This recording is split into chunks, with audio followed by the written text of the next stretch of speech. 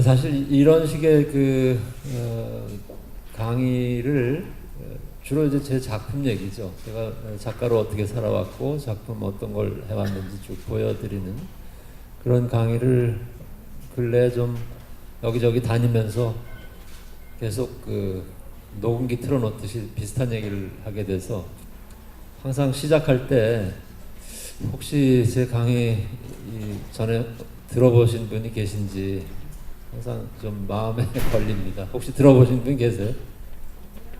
다행입니다. 저기 계시네. 아무튼 좀 양해하고 들어주시기 바랍니다. 제가 강의로 보여드릴 수 있는 내용이라는 것이 계속 제가 작가로 어떻게 살았는지 그동안의 작품들을 어떤 걸 주로 했는지 그런 내용이라 매번 강의가 새롭게 달라지거나 하기가 어렵습니다. 예. 대부분의 미술가들이 본인 자신에 대해서 스스로 그렇게 생각하기 쉽습니다. 나는 좀 특별한 인생을 살아온 사람이다 이렇게 생각하기 쉬운데 저 역시 마찬가지로 그렇게 생각합니다. 특히 이제 제 작가로서의 이력이 대개 이제 미술대학 나와서 대학원 나오고 또 기회가 되면 유학 갔다 오고 개인전하고 이러면서 이제 경력을 쌓아가는 그 과정이었다면 저는 좀 중간에 엉뚱한 다른 일을 한 경력이 있고 그렇기 때문에 좀 더 유난히 평탄하지 않은 작가적인 여정을 걸었다 이렇게 말씀드릴 수 있을 것 같습니다. 제가 지금 62세가 됐으니까 한 40년 동안 미술에 발을 담그고 있었는데 그 과정이 글쎄 그런 연유로 해서 이렇게 일관된 과정이었을까 하는 생각을 가끔 해봅니다. 그러니까 결과적으로 돌이켜 보면 일관된 과정이었다기보다는 계속 갈짓자로 이렇게 저렇게 변하면서 지내왔던 그런 과정 같고 또 어떻게 생각하면 그 과정이 지난 40년 동안에 한국 현대미술이 겪어왔던 급속한 변화의 과정하고도 닮아있지 않을까 생각합니다. 저는 1973년에 미술대학 서울미대 조속과를 들어가서 77년까지 주로 인체 중심의 조각 수업을 받았습니다.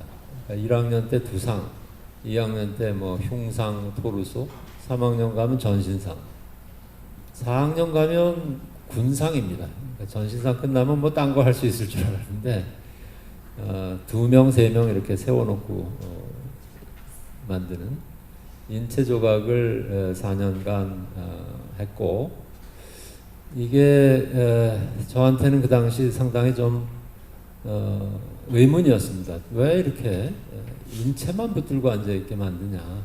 그러니까 그 당시에 이제 학교 바깥을 내다보면 이를테면 이우환 선생 또는 이강소, 이건용 이런 그 선배 작가들이 나름 현대미술의 여러 가지 실험적인 작업들을 하고 계셨어요. 근데 이제 학교에서 하는 그 교육은 너무나 그 현장하고는 거리가 멀어서 왜 이렇게 됐을까 하는 생각을 한편으로 했고 또 아마 이것은 그 당시에 그 사회적이고 정치적인 상황하고도 연관이 있을 거라고 나중에 이해를 하게 됩니다. 그러니까 당시에는 이제 학교에 사복 경찰이죠. 형사들이 계속 왔다 갔다 하던 시기였어요. 그게 전혀 이상하지 않았던 시기였고 그렇게 살벌한 정치적 감시 체제 안에서 그러니까 그때가 이제 바로 유신 직후였습니다. 72년에 유신이었으니까 이제 73년에 학교를 들어갔고 학교 안에서 이런저런 소요의 조짐이 있으면 즉각 이제 대처를 하는 이런 상황이었습니다. 근데 그 안에서 미술 교육이 이렇게 되는 것이 한편으로는 도대체 이해가 되질 않았어요. 그러니까 뭐 저 역시 마찬가지였습니다만 미술 안에서 어떤 낭만적인 예술적 가치 이걸 추구하는 것이 그렇게 하는 것이 옳겠다라고 하는 판단들이 우리를 가리킨 선생님들이나 또 저와 같이 학교를 다녔던 동료 학생들이나 지배적으로 우리 하여튼 지배적이었던 걸로 생각이 됩니다. 그러다 보니까 이제 저는 미술보다는 딴 데로 자꾸 눈을 돌리게 됐고 연극반 들어가서 뭐 공연도 올리지도 못하는 그 연습 하는 연극반 활동을 했고 또 이제 문학, 시나 소설 이쪽에 더 관심을 갖게 됐습니다. 제 주변에 시인들 따라다니던 동료 학생도 있었고, 근데 이제 물론 제 주변에서 시인이 된 사람은 없었습니다. 근데 아무튼 그 당시에 문학적인 취향들이 굉장히 그 학교가 미술 교육이 저한테 채워주지 못하던 어떤 아쉬움, 부족함 이것을 채워주는 그런 부분이었다고 생각이 됩니다. 근데 이제 이 부분이 굉장히 저의 그 작가적 그 경력에서 중요하게 되는데요.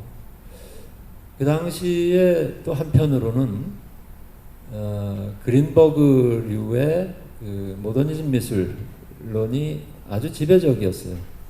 그러니까 학교에서 가리키는 건 아주 고답적인 인체 조각이었는데 그 안에 또 이상하게도 하여튼 모노크롬의 미학이 같이 결합돼서 이상한 방식으로 미술의 문학적인 요소, 이야기의 요소 이런 것들을 집어넣는 것을 아주 근본적으로 배제했던 그런 분위기가 또 있었습니다.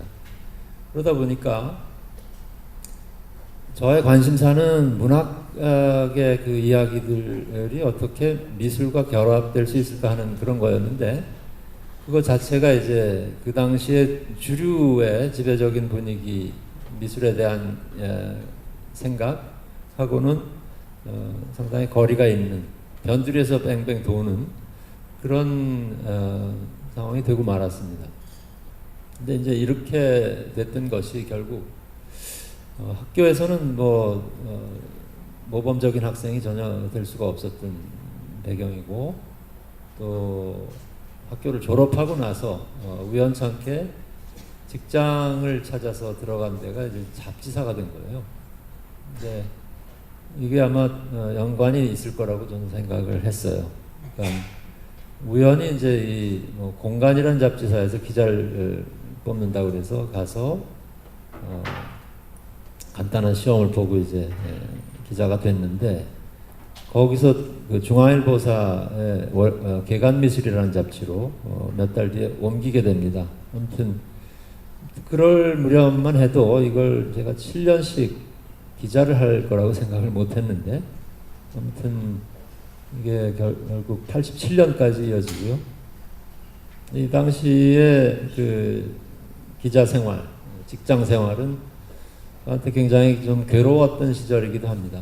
그러니까 저희 대학 동기들은 그야말로 계속 대학원, 유학 이렇게 해서 정말 탄탄하게 작가의 길을 가는데 이건 그 길하고는 전혀 이제 멀어지는 그런 시간을 보내면서 매일 사무실에 출근 도장 찍고 이렇게 젊은 날을 보내도 되는가 하는 회의가 굉장히 깊었습니다. 근데 이제 이 기간이 저한테 완전히 버려진 기간이었는가 생각하면 그렇지 않았다 하는 생각을 나중에 하게 됩니다. 그러니까 이때 저는 학교에서만 바라봤던 한국 미술을 현장에서 좀 더 객관적인 시선으로 좀 조망할 수 있었던 그런 시간이 됐고 또 특히 이제 그 글 쓰는 게 직업이 되니까 미술대학에서 뭐 본격적으로 배울 수 없었던 글쓰기 훈련을 제대로 하게 됐던 거. 그래서 글쓰기가 이제 제 삶에서 상당히 중요한 세상을 이해하고 세상을 그 서술하는 중요한 도구로 이렇게 등장을 하게 되는 그런 기간이기도 했습니다. 아무튼 이런 그 과정, 87년까지의 이런 그 과정이, 제가 77년에 대학을 졸업하고 군대 생활하고 그리고 유학 가기로 결심해서 떠나게 된 게 87년이었거든요. 약 한 10년간의 미술 작가로서의 그 경력을 유보한 상태로 보냈던 시간, 이것은 저한테 지금 돌이켜보면 버린 시간이 아니라 제가 지금 이런 작업을 할 수 있게 만들어준 굉장히 소중한 시간이었다는 생각도 하게 됩니다. 그러니까 80년대, 제가 이제 80년부터 87년까지 기자로 있으면서 한국미술계를 바라봤는데, 80년대 전반 한국미술계는 지금 뭐 여러분들 다 아시겠지만 소위 말하는 한국적 모더니즘 미술하고 민중미술이라고 불리는 정치적이고 비판적인 참여미술, 이 두 가지 경향이 양분돼서 대립하고 있던 그런 시기였습니다. 그러니까 대부분의 작가들은 둘 중에 하나를 선택해야만 되는 어떤 압박감 이런 것들에 시달리고 있었고, 저는 양쪽의 작가들과 양쪽의 그 평론가들을 계속 일 때문에 만나서 이야기할 수밖에 없는 그런 위치에 있었기 때문에 상당히 그 갈등이 더 깊었다고 할 수 있습니다. 아까 말씀드렸듯이 미술을 이렇게 낭만주의적인 태도로 세상과 세상의 그 속된 무슨 그런 욕망으로부터 벗어나서 자유로운 영혼을 가진 사람으로서 자유롭게 살아보겠다 하는 그런 식의 미술관을 갖고 있던 사람한테 정치적인 미술 가지고 세상을 바꿔야 된다, 미술로 민주화의 어떤 역할을 해야 된다라고 하는 주문은 상당히 처음에 받아들이기 어려웠던 그런 주문이기도 했었습니다. 결국 85년에 현실과 발언의 그 후발 멤버로 가입을 하게 됐고, 거기서 한두 차례 전시를 같이 하면서 지내다가 87년에 유학을 떠나게 됩니다. 근데 이제 이 85년에 현발 들어가고 직후에 민미협이죠. 민족미술협의회라고 하는 미술 단체가 결성이 되고, 이걸 이제 중심으로 민중미술 운동이라는 것이 조직화되는 그 과정도 제가 지켜보게 됐었습니다. 그러다가 87년에 이제 이러고 계속 시간을 보낼 수는 없다는 절박함이 있었고, 그래서 회사를 그만두고 유학을 떠나게 됩니다. 근데 이제 이 87년까지 약간 그 아마추어 좀 아까도 무슨 아마추어리즘 얘기가 나왔었는데요. 저 스스로를 회사에 다니면서 주말에 아파트 베란다에다가 조그맣게 작업실 같은 걸 만들어 놓고 주로 주부들이 사용하던 그 지점토 공예, 그 기법을 이용해서 아마추어 조각가로 뭔가를 하는 그런 시도를 하게 됩니다. 스스로를 아마추어라고 자처한 거죠. 왜냐하면 전문적인 작가들은 너무나 많았었기 때문에, 그러니까 인생을 다 걸어서 돌 깨고 브론즈 뜨고 그러면서 이제 위대한 조각 꿈꾸는 그런 사람들이 너무 많았기 때문에 나는 그거 말고 다른 걸 하겠다는 생각을 했던 것 같습니다. 이게 여기서 안 되나요? 네. 그래서 이게 그 당시에 했던 아주 아이들 동화책에나 나올 것 같은 기법으로 얼망졸망하게 만들어서 수채화 물감으로 채색한 이런 식의 그 풍자적 작업입니다. 그러니까 이게 왜 네. 대개 그 시절에 시사적인 사건을 모티브로 해서 그것을 이렇게 좀 희화적으로 유머러스하게 비트는 그런 방식의 작업이었는데 신문의 시사 만평 같은 것을 입체로 바꾼 것이라고 생각하시면 될 것 같습니다. 아무튼 이런 류의 작업들을 그야말로 근근히 1년에 한 두어 개씩 하면서 아마추어 작가로 지냈는데 그러다가 우연한 기회에 그 작품들로 어디 무슨 문제작가전이라는 데 작품을 내게 됐고요. 그러면서 이제 제대로 좀 해봐야 되겠다는 생각을 더 절실하게 하게 됐었습니다.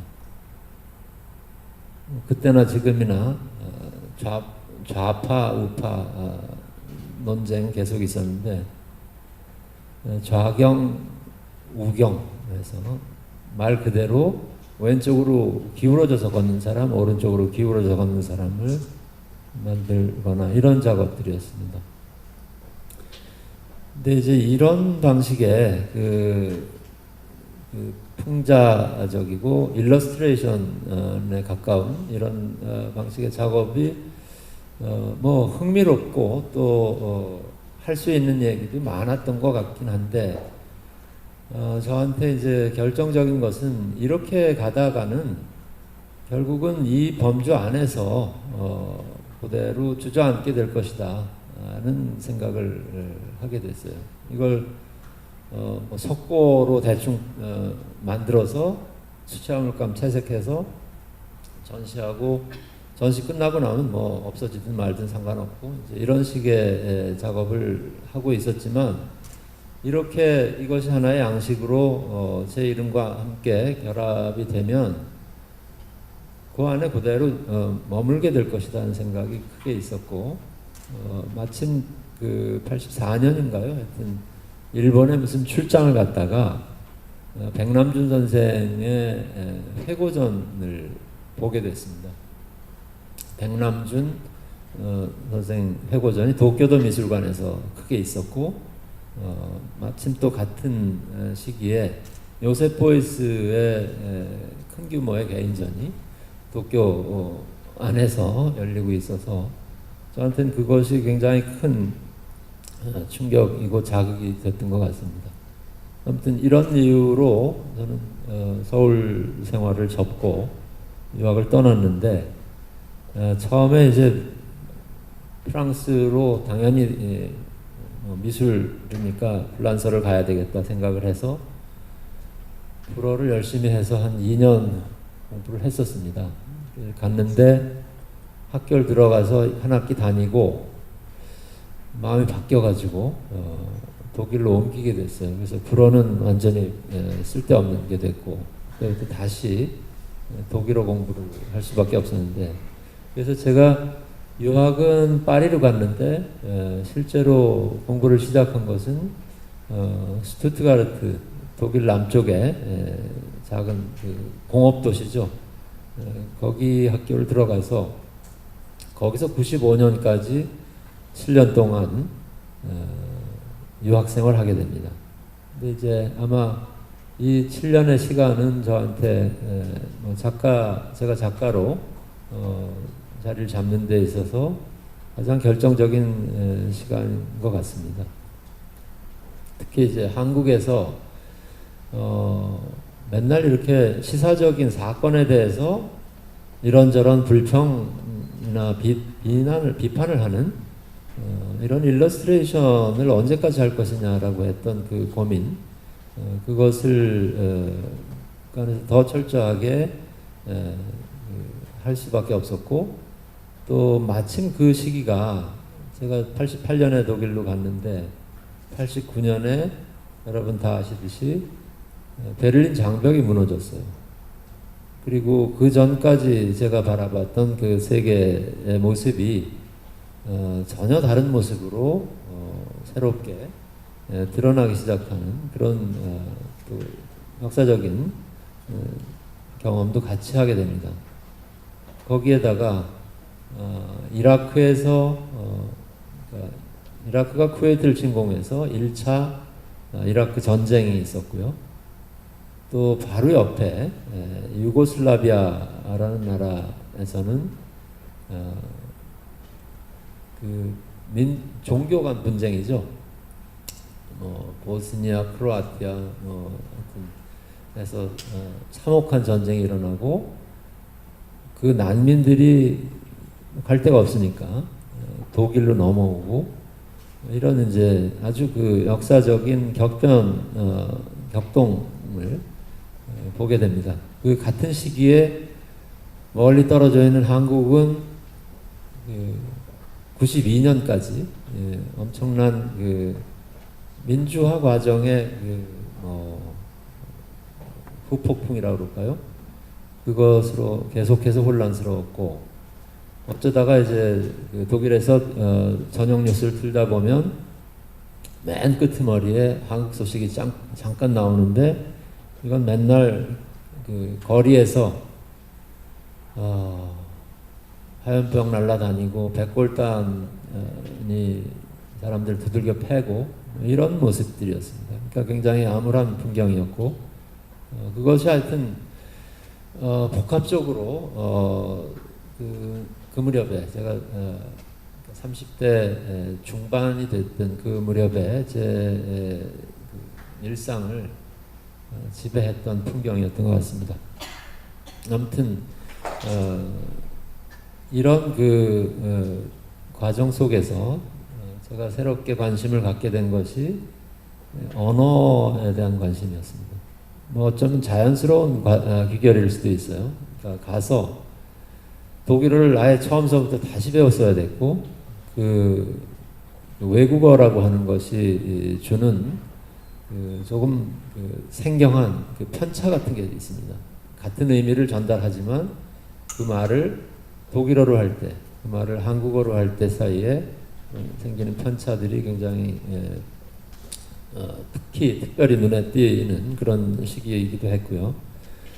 언어, 그 다음에 조금 더 보편적인 모티브를 찾아야겠다는 굉장히 심각한 고민이 있었어요. 그러니까 한국에서나 독일에서나 유럽인의 눈에나 또 한국인의 눈에나 똑같은 대상으로 보일 수 있는 어떤 모티브가 필요하다는 생각을 직관적으로 하게 됐던 것 같은데, 왜냐하면 거기서 인체 조각을 계속할 수도 없었고요. 또 거기서 한국의 정치적인 사건들을 계속 이런저런 방식으로 일러스트하는 작업을 계속할 수도 없었기 때문에 다른 걸 찾다 보니까 일상적인 물건들이 제 눈에 들어오게 됩니다. 의자, 책상, 무슨 이런 국자, 구두솔, 옷, 망치, 이런 주로 이제 사람이 만들어 쓰는 도구들입니다.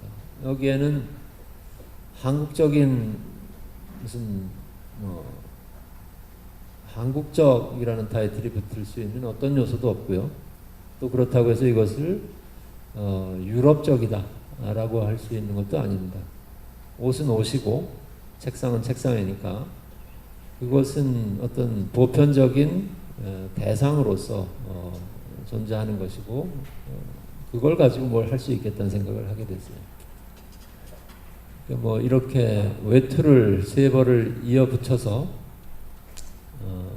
바느질을 해서 3사람이 같이 입을 수 있는 옷을 만들기도 하고요.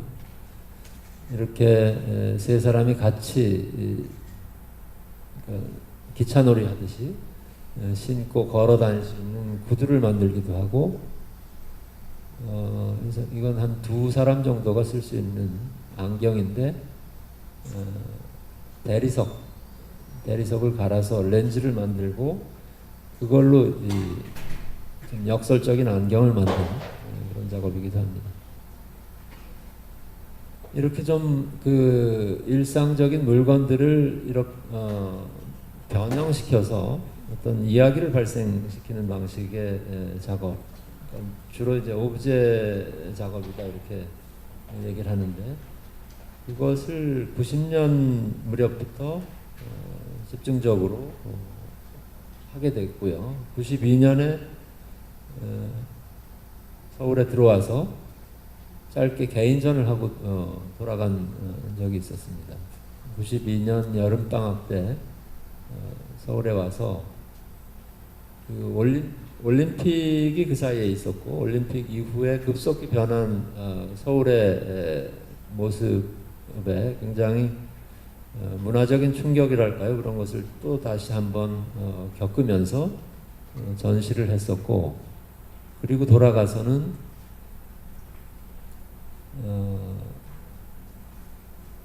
주로 이제 설치 또 텍스트 이런 것들이 결합된 형식의 작업을 하게 됩니다.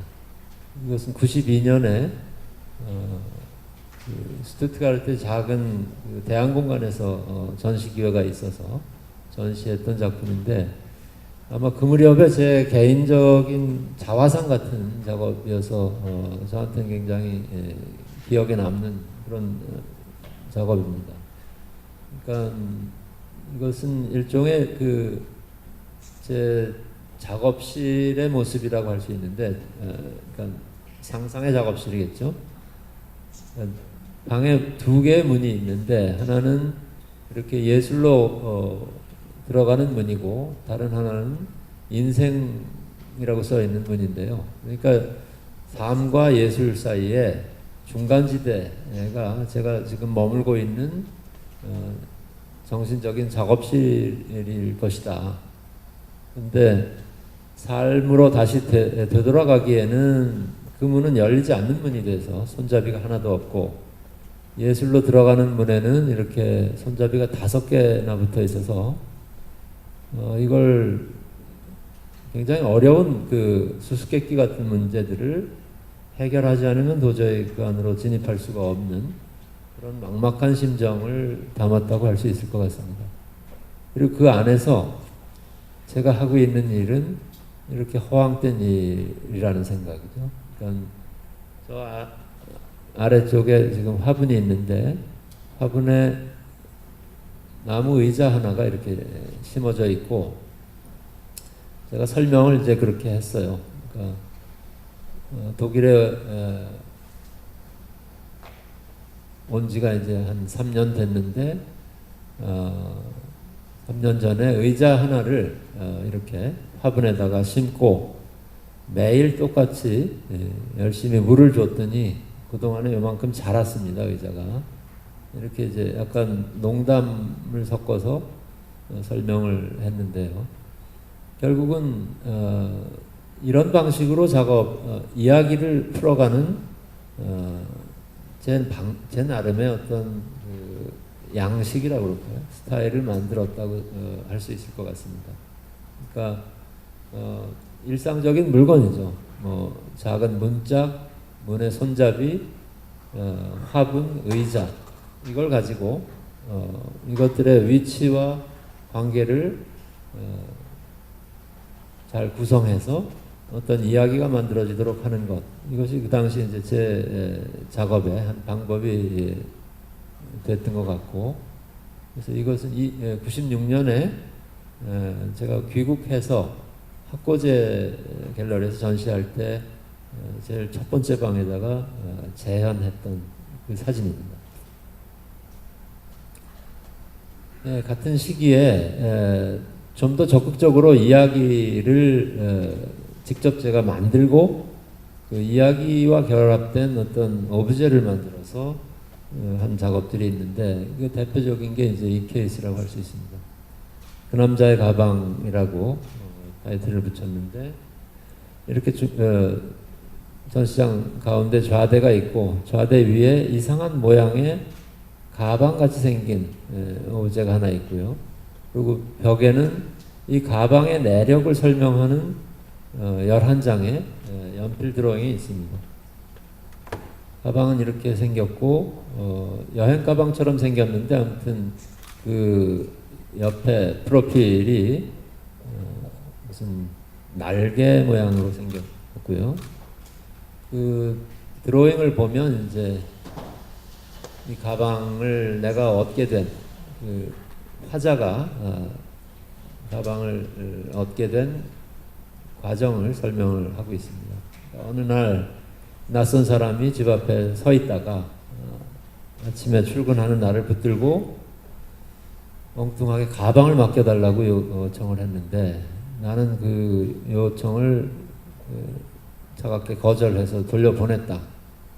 근데 저녁 때 돌아와 보니까 이제 그 가방을 이 낯선 사람이 현관에다 놓고 가면서 작은 쪽지를 붙여서 가방을 다시 당신에게 맡길 수밖에 없으니 맡아주시오. 여기서 일 끝나면 찾아가겠소. 뭐 이런, 그래서 어쩔 수 없이 가방을 들고 집에 들어갔는데 궁금해서 뭐 가방 주위에는 소식도 없고 그 안에 도대체 뭐가 들었는지 궁금해서 열어보려고 했는데 열리질 않더라. 그러고 몇 년 지난 뒤에 지금에 와서는 이 가방 주인이 돌아올 것 같지 않은데, 그 가방 안에서 가끔 무슨 날개가 부득거리는 소리를 듣는 것 같다. 이제 이런 그 동화 같은 이야기죠. 근데 이 이야기를 제가 그 당시에 뭐 애들 그 동화책을 많이 읽어주다 보니까 제가 그게 이렇게 머릿속에 쌓여 있다가 어느 날 갑자기 이제 이야기를 이렇게 만들어진 것 같아요. 근데 이걸 가지고 전시를 할 생각은 못했다가 결국은 이제 용기를 내서 아예 이야기가 중심이 된 첫 번째 작품을 내게 됐었습니다. 같은 방식의 뭐 이야기인데요. 조금 다른 약간의 농담이 있고요. 순간적으로 멀리 이동할 수 있는 장치인데 원근법을 이용한 장치다. 그래서 가방을 이 상자를 열면 그 안에 이런 그 검정색 천이 나오는데, 이 천을 끝까지 끌고 나가 보면 어느 시점에 가면 이 원근법적으로는 이 상자보다 자신의 몸이 더 작아지는 위치까지 갈 수 있다. 그때 살살 기어 들어가면 상자 속으로 들어갈 수 있고, 그렇게 되면 당신은 지금 이곳이 아닌 어떤 다른 곳으로 떠날 수 있다. 이런 식의 이 상자의 사용 설명서 같은 형식의 텍스트가 붙어 있는 그런 설치 작업이었습니다. 같은 얘기죠. 이것도 2004년에 이제 로덴 갤러리에서 좀 크게 전시를 하게 됐을 때 좀 크게 재현을 했었는데요. 모자 이야기입니다. 위에서 보시면 연속 무늬처럼 되어 있는 저 두 사람이 만나서 손을 내밀고 악수를 하기 시작하고요. 악수를 하자마자 한 사람이 다른 사람을 그 자리에서 통째로 잡아먹습니다.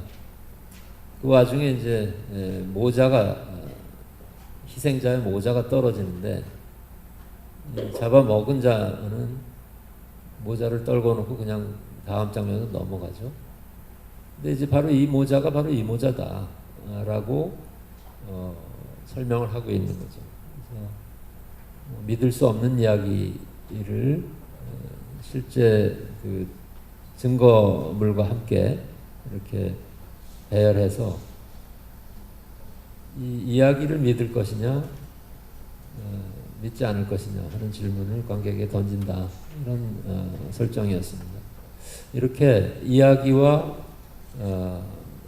사물을 결합시키는 방식의 작업이 한동안 이제 저한테 굉장히 중요한 방식으로 작용을 했었고, 그리고 95년에 귀국해서 96년에 개인전을 했고, 97년에 운 좋게도 정말 생각지도 않게 학교에 자리가 생겨서 한국예술종합학교에 들어가게 됩니다. 그래서 그때부터 하여튼 학교에 들어가서 그 안정적인 생활을 좀 다시 옛날처럼 되찾을 수는 있었는데, 또 그 대신에 작업을 제대로 할 수 있는 시간을 상당히 많이 뺏기게 됩니다. 학과장에 뭐 부원장에 이런 학교 보직을 하면서, 그러다가 이제 99년에 와서 겨우 경주 선재에서 전시를 한번 할 기회를 얻게 됐고요. 그때 이 손수건 작업을 하게 됐습니다. 보시다시피 그냥 면으로 된 한 50cm 정도, 50cm, 50cm짜리 흰 천을 이렇게 우연히 던져진 상태로 놓고, 이것을 만장의 벽돌을 협찬을 받아가지고 똑같이 모뉴멘탈한 크기로 전시장 안에 재현했던 그런 전시입니다.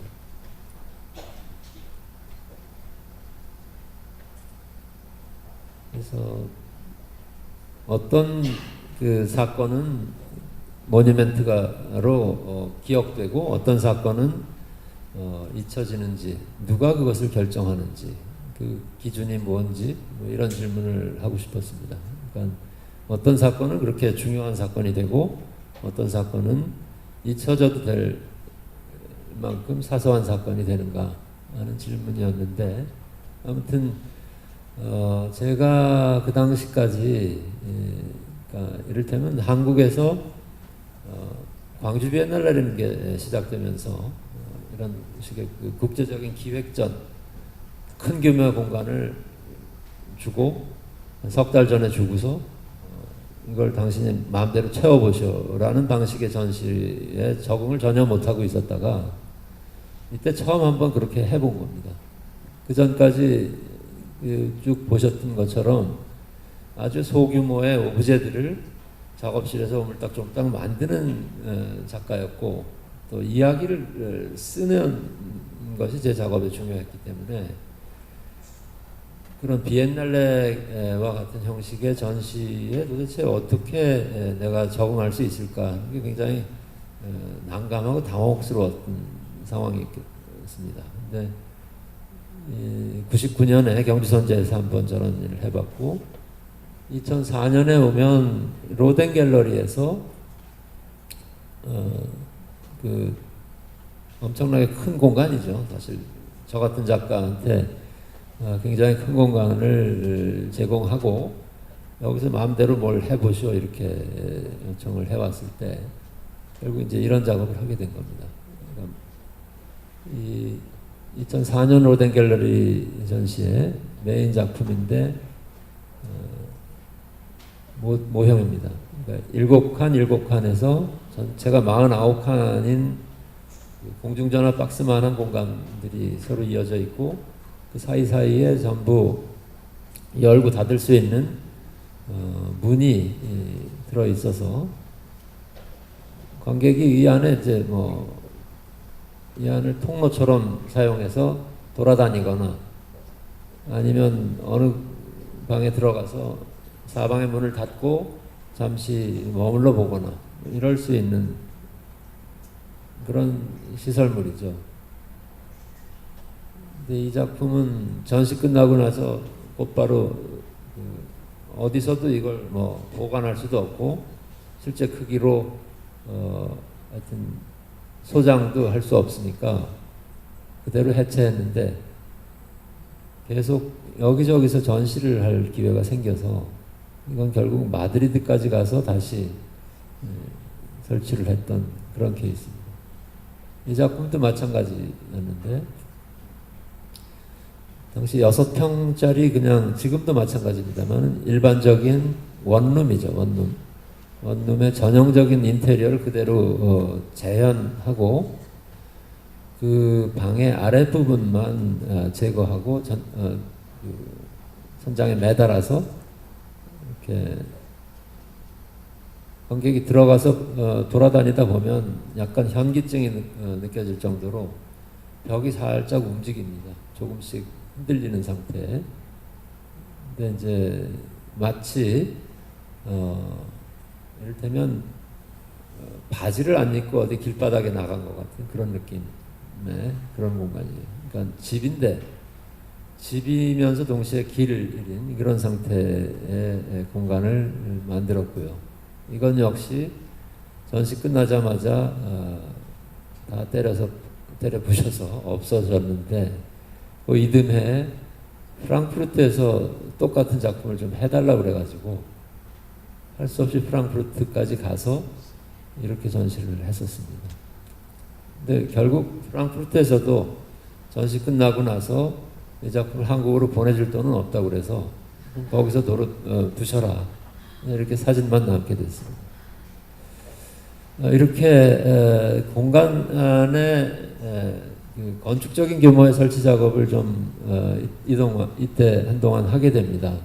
그러니까 이것은 2006년인데요.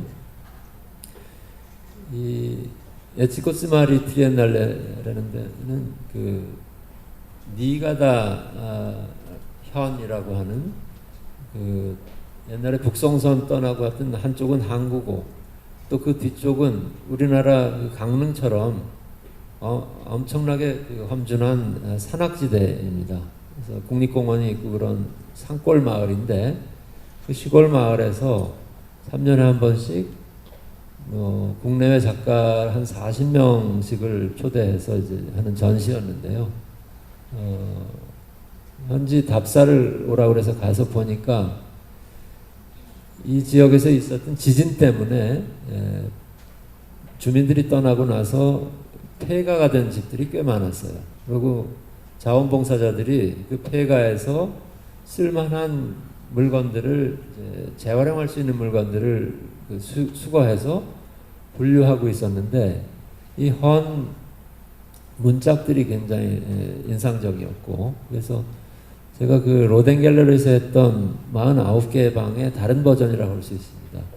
이렇게 여기저기서 구한 중고 문짝들을 가지고 16칸의 한 평짜리 방 16개를 야외에다가 만들었었는데요. 이런 모습이 됐습니다. 그래서 그 지역에서 목수들이 한 5, 60년에 걸쳐서 계속 만들었던 그 헌 문짝들이죠. 근데 이게 재미있는 것은 규격이 이제 딱 석자 6자죠. 180cm로 높이가 정해져 있고 폭은 대개 그 절반이죠. 그래서 이 정사각형을 어떻게 구획하느냐 하는 게 그 목수들한테는 상당히 그 중요한 과제였을 것 같아요. 근데 다 방법이 다른데 이것들을 다 모아놓고 보니까 뒤죽박죽으로 모아놓고 보니까 그 안에서도 어떤 일관된 무슨 미적 판단이라고 할까요? 이런 것들이 뭐 보인다 하는 생각도 하게 됐고 이 안에 이제 아주 낯선 사람들의 생활의 흔적들이 그대로 남아있기 때문에 남의 그 개인적 공간을 은밀히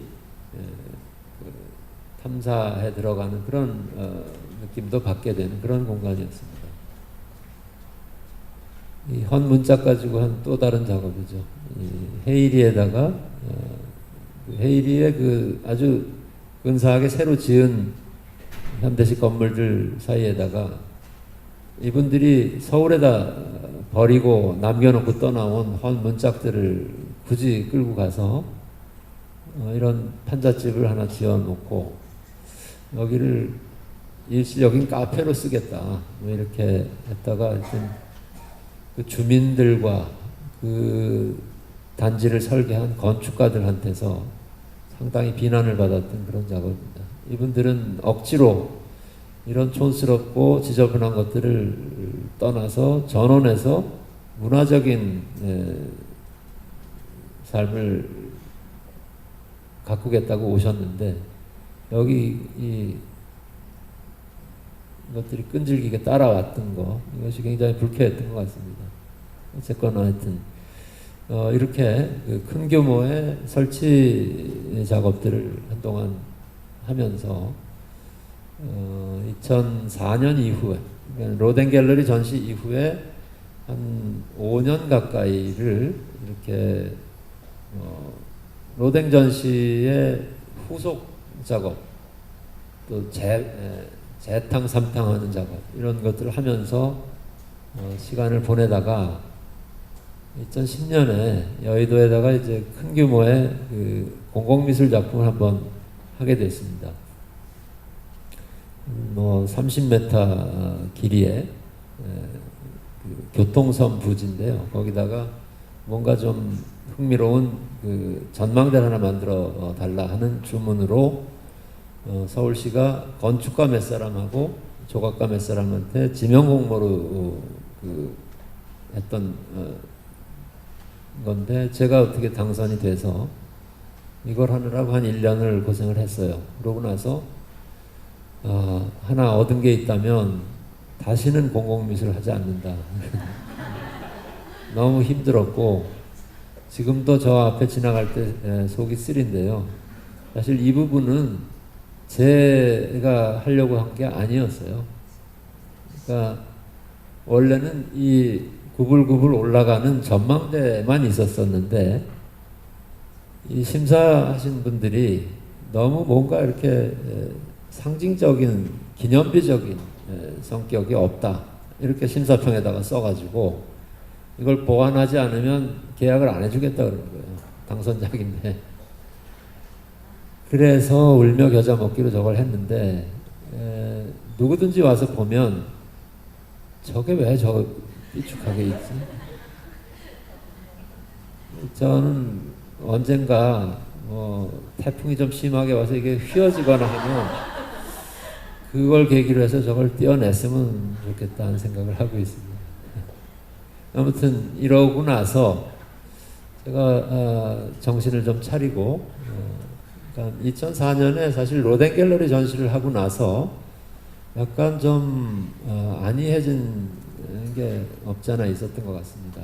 그러니까 여기저기서 해외에서 이 작품 좀 다시 전시했으면 좋겠다 이런 식의 이제 주문이 오니까 내가 뭐 대단한 거가 된 것처럼 옛날에 했던 작품 또 가서 만들어 주고 그러니까 말로 일주일짜리 공짜 관광이죠. 가서 오프닝 참석하고 별 3개짜리 코딱지만한 호텔방에서 지내고 생전 보지도 않던 한국 동료 작가들 공항에서 만나서 한 일주일 동안 같이 술 먹고 돌아다니고 근데 이거 계속 해야 되나 하는 생각을 하게 됐고요. 그래서 결국 몇 차례 그 해외 전시 끝에 이런 식의 전시는 아무 의미가 없고 또 이런 식의 작업도 의미가 없다는 생각을 하게 됐고요. 2011년에 결국 그 여의도에 공공미술을 하고 나서 마음을 완전히 다시 다잡고 앞으로 새로 전시를 누가 요청을 하면 무조건 신작을 한다. 그리고 여태까지 내가 해보지 않았던 작업을 해야겠다. 이렇게 결심을 하게 됩니다.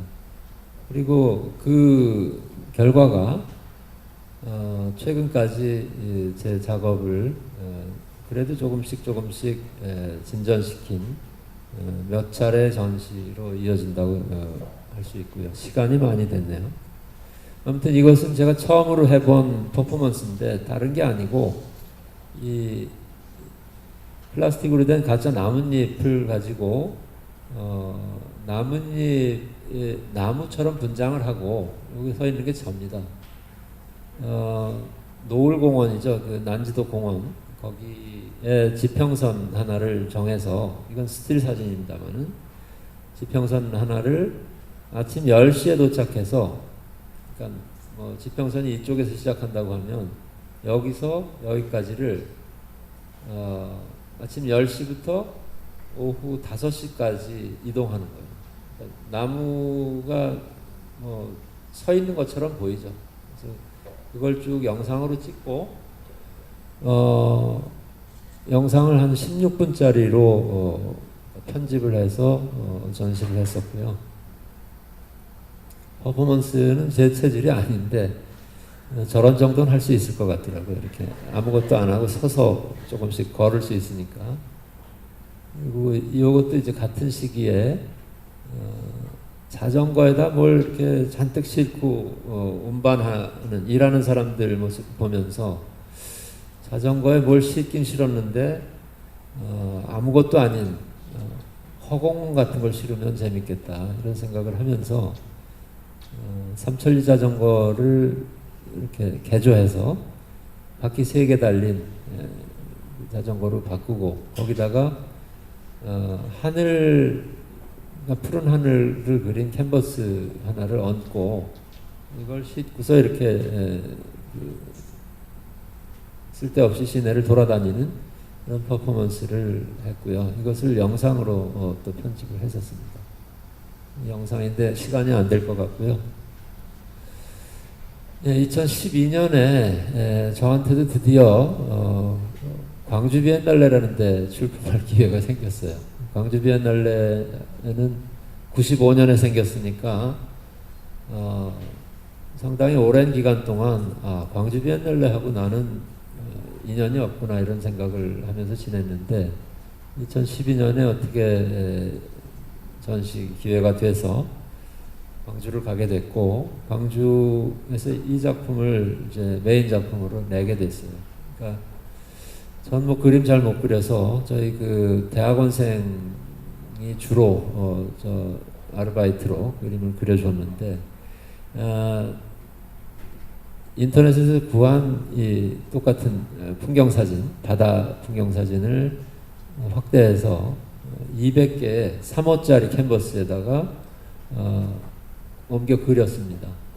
그래서 각각의 캔버스 하나하나는 전체가 뭔지를 볼 수가 없어요.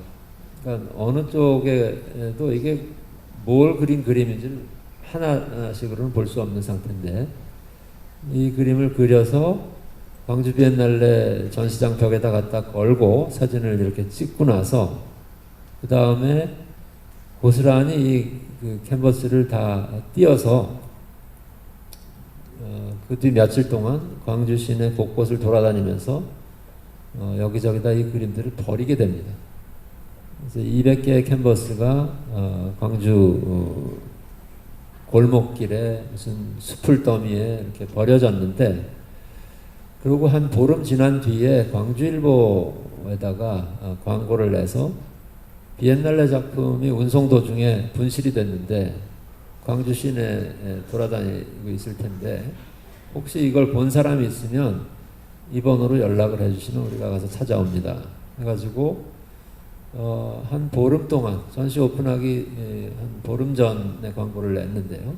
보름 동안 33점인가가 돌아왔어요. 그리고 나머지는 안 돌아왔습니다. 그 상태로 이제 그 33점을 원래 걸렸던 위치에다가 퍼즐처럼 전시하고, 그 과정을 그대로 영상으로 기록해서 설명을 옆에 붙였던 그런 전시입니다. 근데 뭐 광주는 항상 이제 그 80년 광주 얘기를 빼놓을 수가 없는 상황인데, 광주 사람들은 좀 싫어할지도 모르겠습니다만은, 광주에서 3,000명인가가 하여튼 실종이 됐는데, 공식적으로 사망자로 확인된 사람이 300몇 명, 200몇 명 이렇게 되잖아요.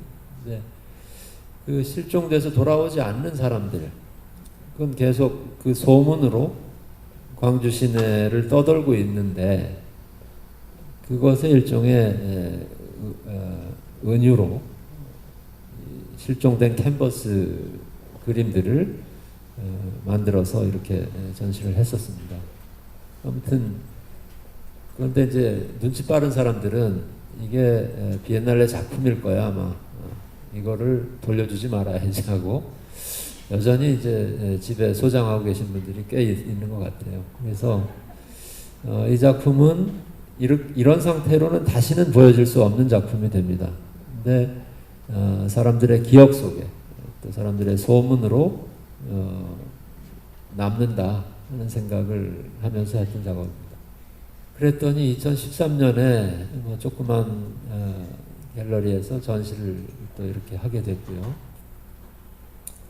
이렇게 그냥 쭉 보면서 가겠습니다. 일본 정원 안에 뭐 모래를 이렇게 갈피로 긁어서 다듬어 놓은 정원의 방식인데 흰 모래를 계속 사람들이 와서 낙서를 하든지 글을 쓰고 나서 또 깨끗이 지워내는 그런 장치입니다. 버리는 색연필들을 쭉 모아서 무지개를 한번 그려본다는 거였고 여러 종류의 크고 작은 책상들을 모아서 걔들의 유일한 공통점인 수평면을 연결해서 하나의 커다란 책상을 만드는데 그 책상의 높이를 조절하느라고 책꽂이에 있는 책들을 위에 뽑아서 밑에다 괴는 이런 작업이었습니다.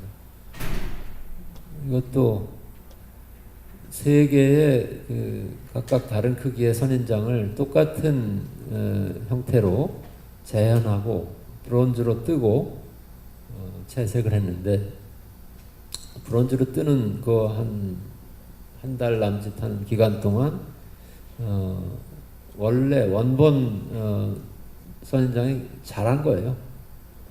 그래서 얘는 그대로 멈춰 있고 얘는 자라고 얘도 그대로 멈춰 있는데 얘는 자라고 해서 둘은 계속해서 이제 점점 더 엇갈린 운명을 맞게 된다 뭐 이런 얘기였고요.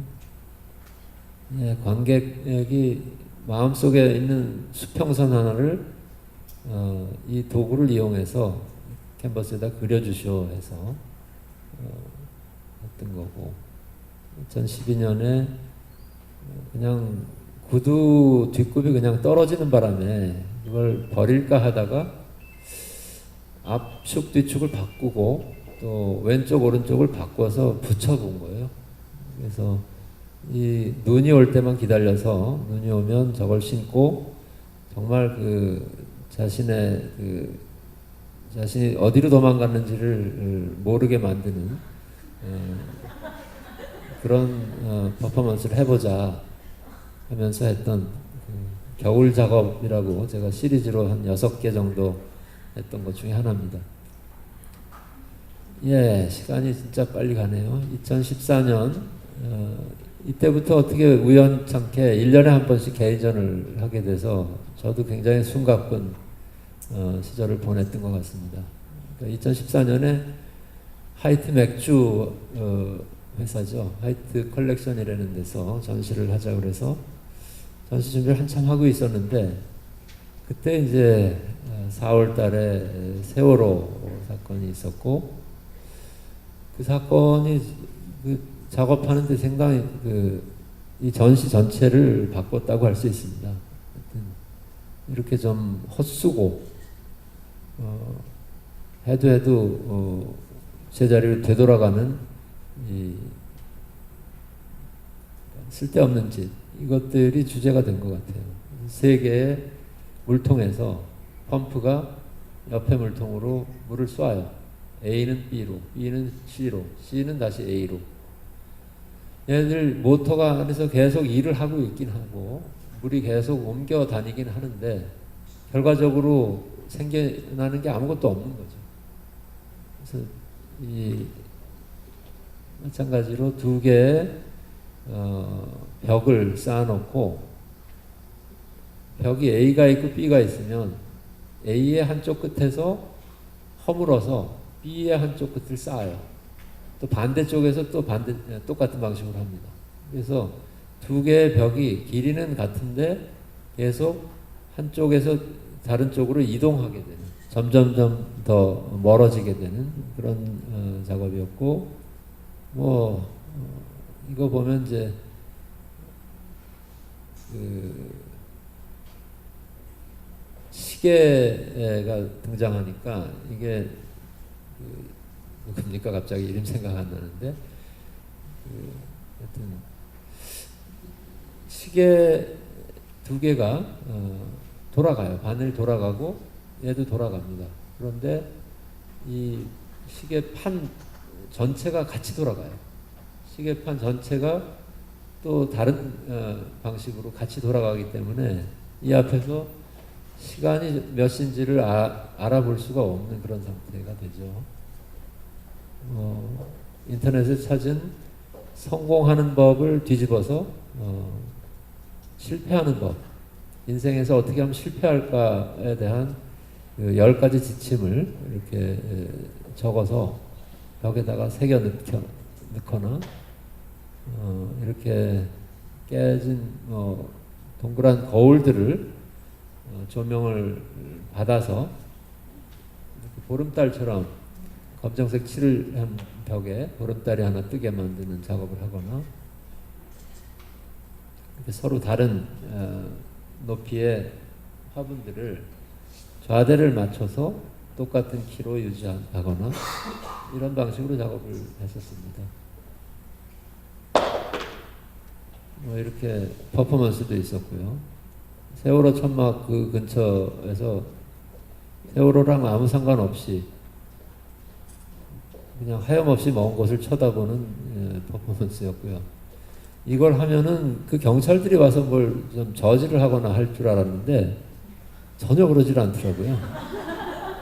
그냥 카메라를 고정하면 안 된다고 그러더라고요.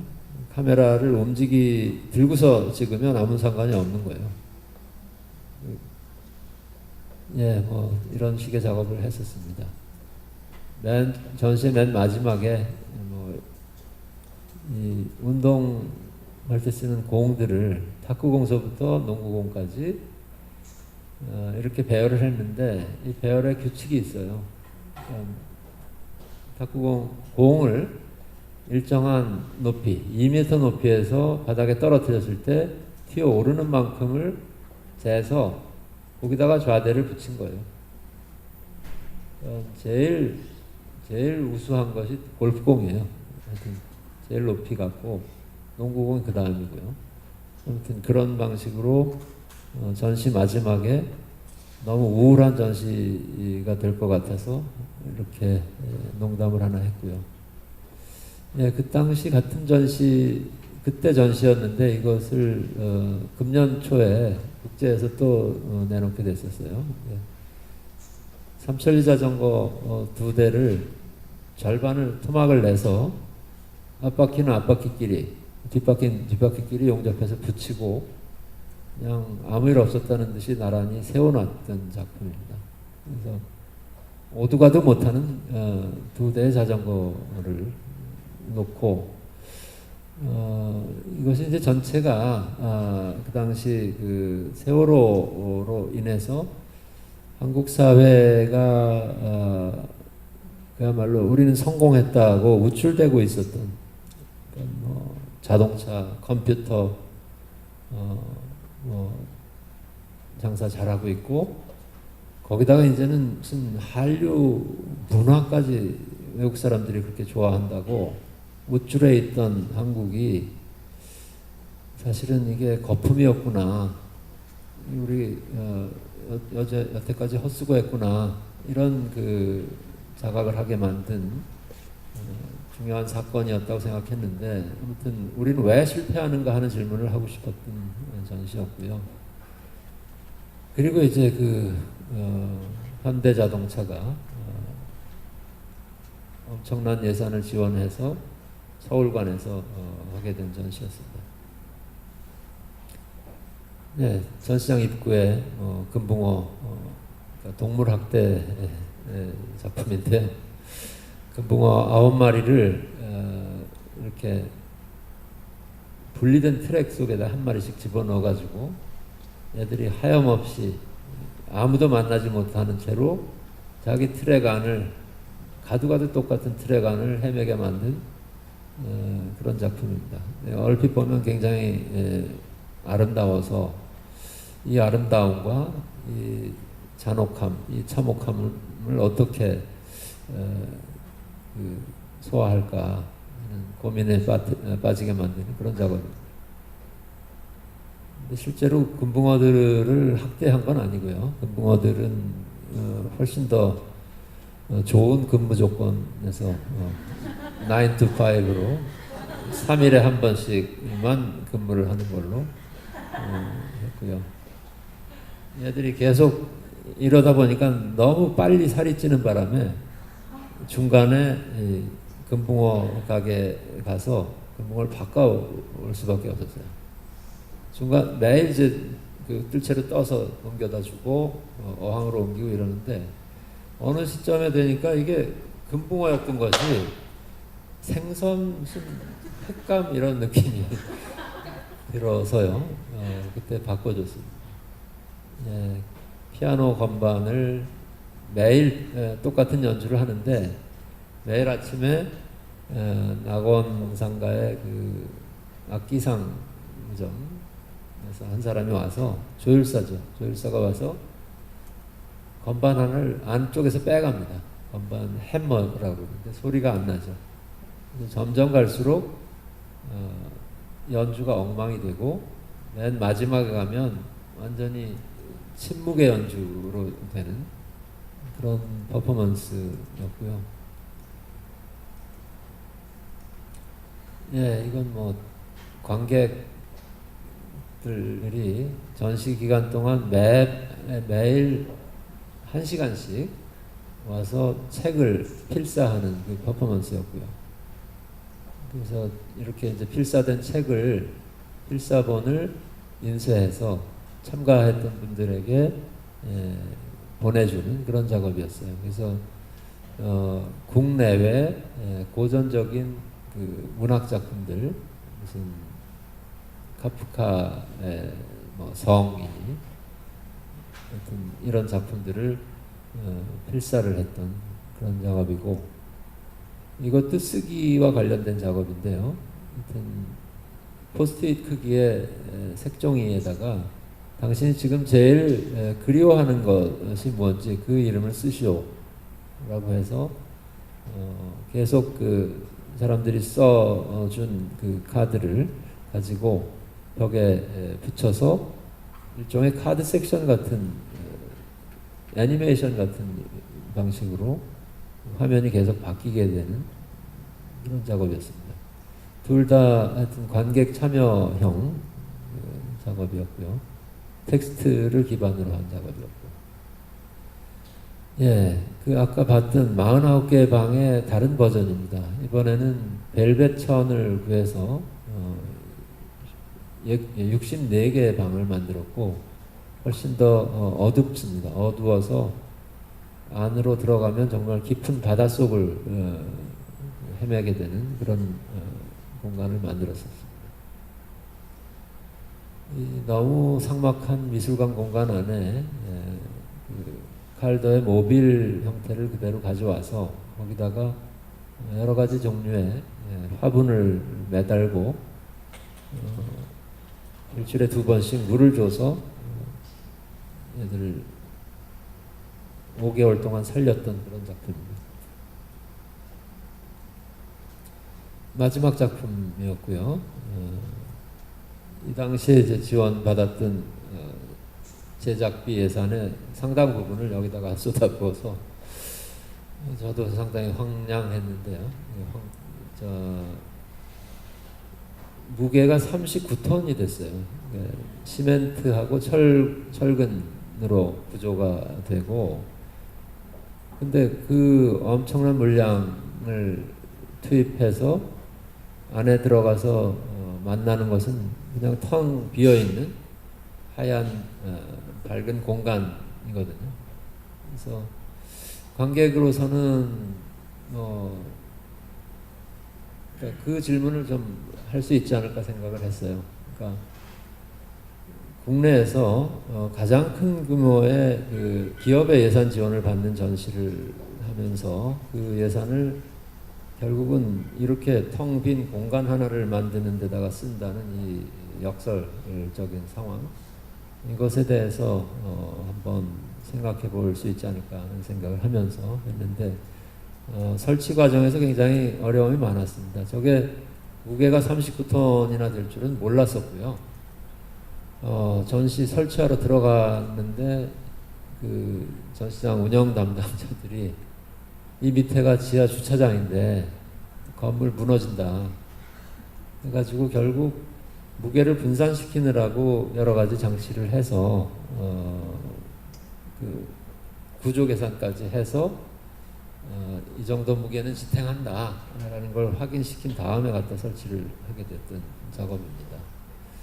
시간이 너무 많이 가서 마지막 전시 얘기를 하다가는 곤란할 것 같은데, 여기서 일단 이렇게 지난 그 2월 달에 국제갤러리에서 했던 조그만 전시 사진을 그냥 주마간선으로 훑어보면서 마치도록 하겠습니다.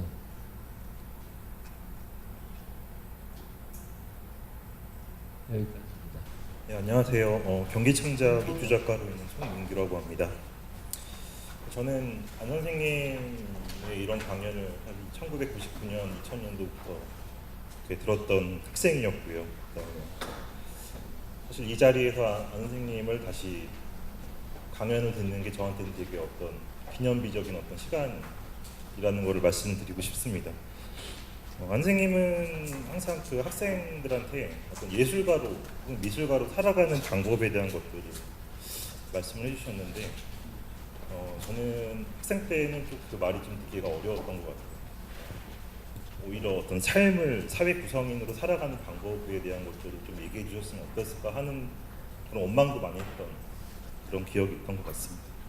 아까 선생님이 그 뭐 학교에서 바라봤던 미술과 현장에 바라봤던 미술 그 괴리에 대해 얘기를 해주셨었는데, 저도 사실 그 시간을 좀 이렇게 겪어봤기 때문에 다시 이렇게 미술로 다시 전향을 할 수 있었던 어떤 그런 시간이었는데, 사실은 그 2011년도에 안 선생님이 저한테 그런 말씀하셨는데, 하루에 1시간씩 그 예술가로 살아가는 법에 대한 말씀을 저한테 넌지시 던져주셨어요. 근데 여기 그때 이제 한 선생님께서 뭐 자신이 학교 행정가인지 교수인지 혹은 집안의 가정인지 그런 모르는 순간 때 하루에 1시간씩 예술가로 살아가면서 스스로 다짐하는 시간을 가졌다라는 말이 저한테는 그 5년의 시간 동안 정말 하루에 1시간씩 예술가로 살아가면서 다시 그 작가로서 회귀할 수 있었던 어떤 그런 좋은 기회였거든요. 네, 그래서 이 자리에서 여기 계시는 다 작가님들한테 하루에 1시간씩 살아가는 법과 그 다음에 더불어서 어떤 작가 본인이 실패하는 방법들을 하이트 컬렉션 전시에서도 조금 충분히 보여줬다고 보는데, 조금 언어로서 다시 한번 좀 설명해 주시면 어떨까 하는 바람에서 그런 질문을 드립니다. 제가 어느 시점에 제가 하루에 몇 시간 동안 작업을 하나 생각을 해봤어요. 근데 어떤 날은 하나도 안 하고요. 어떤 날은 그러니까 아침에 일어나서 뭐 아무 생각이 안 나지만 하여튼 그 스케치북 조그만 노트 같은 걸 하나 펼쳐놓고 뭐라도 떠오르겠지 하고 기다립니다. 이제 생각이 안 나지만 하여튼 그걸 참고 기다리는 시간이 있어요. 근데 그러다 보면 하다못해 무슨 밖에서 들리는 개 짖는 소리조차 뭔가를 시작할 수 있는 실마리가 되긴 해요. 그래서 그걸 가지고 끄적끄적 글을 몇 줄 쓰고요. 그러니까 한 페이지 정도 분량의 글을 쓰거나 뭐 스케치를 조금 하거나 이런 정도를 하고 나면 그 다음 시간, 그 다음에 아침 먹고 뭐 일상에서 이렇게 보내는 시간 생각해 보면 유일하게 그 시간이 내가 예술가로 깨어있는 시간이구나 하는 생각을 언젠가 하게 됐고, 그러면서 나는 30분짜리 작가다 이렇게 자조적으로 말을 하기도 했습니다. 그러니까 근데 이제 그게 어느덧 제가 작가로 살아가는 방법이 된 것 같아요. 그러니까 아침에 일어나서 뭔가 쓴다. 그리고 쓴 것들이 쌓이고 그러다가 어디서 무슨 전시를 하거나 무슨 프로젝트를 할 기회가 있을 때 그것들을 뒤적거려서 거기서 쓸만한 것들을 건져서 그걸 가지고 큰 규모의 전시도 하고, 좀 아까 보셨던 그런 무슨 큰 무거운 텅 빈 공 같은 것도 그런 과정에서 나왔던 것들입니다. 근데 이제 이렇게 하다 보니까 한쪽엔 텍스트가 있어요. 항상 쓰는 글이 있고 또 그것을 형상으로 구현하는 그 과정이 있는데 저한테는 아무튼 이 둘을 계속 유지하기 위해서는 그 아침에 그 시간이 절대적으로 필요한 시간이 되죠. 그래서 학생들한테도 하루 종일 작업만 매달려 있고 작업만 고민하지 말고, 그럴 수도 없지만 일도 하고 또 그야말로 가장으로서 자기 역할도 하면서 살아가는 방법은 이런 거 아니겠냐. 다만 그것을 아주 규칙적으로 정해진 날, 정해진 시간에는 무조건 그걸 한다. 이렇게 해서 작업을 했으면 좋겠다 하는 얘기를 덜어 했던 것 같습니다. 그리고 그 무렵부터 제가 학생들한테 졸업하고 나서 어떻게 살아라 하는 것에 그 생각도 좀 바뀐 것 같아요. 그 전까지는 작가가 무슨 취직을 하느냐, 그건 하여튼 작업만 열심히 하면 나중에 어떻게든 기회가 된다, 이런 식의 이제 얘기들을 주로 많이 했던 것 같은데 시간이 갈수록 오래 버틸 수 있는 사람이 작가가 된다는 생각을 해요.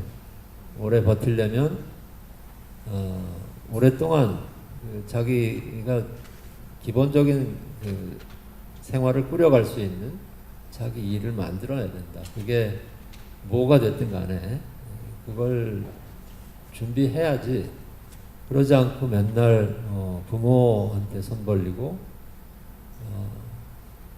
뭐 너무 비현실적인 접근 방법이다, 이런 얘기들을 최근에 와서는 더 많이 하게 됩니다.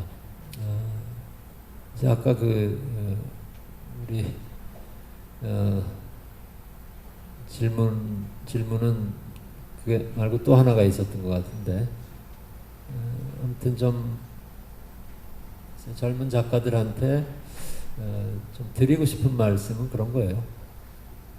저는 그 시간을 다 버린 시간이라고 처음 생각했는데 기자로 7년 동안 이렇게 한탄 하면서 왜 이러고 살아야 되나, 나도 좀 작업을 더 했으면 좋겠는데, 이런 생각하면서 이런저런 그 작가들을 취재하고 그 사람들이 무슨 생활을 하고 있는지를 들여다보고 그러는 시간이 완전히 버린 시간이 아니었다는 거. 그 시간이 없었으면 제가 지금처럼 그런 식의 한국의 미술의 관행이나 미술 풍토에 대해서 비판적인 거리를 가지고 작업에 접근할 수 없었을 거예요. 그래서 지금 당장 하루 24시간 전부 작업에만 쏟아붓는 그런 작가가 되려고 하는 것은 비현실적이고요. 오히려 이 사회 안에서 자기가 할 수 있는 적절한 역할을 찾으면서 계속 하루에 단 30분이라도 자기 생각의 실마리를 계속 붙들고 끌고 가는 그런 노력을 기울이다 보면 언젠가 어떤 기회가 올 것이다. 그렇게 좀 말씀을 드리고 싶습니다. 네. 감사합니다.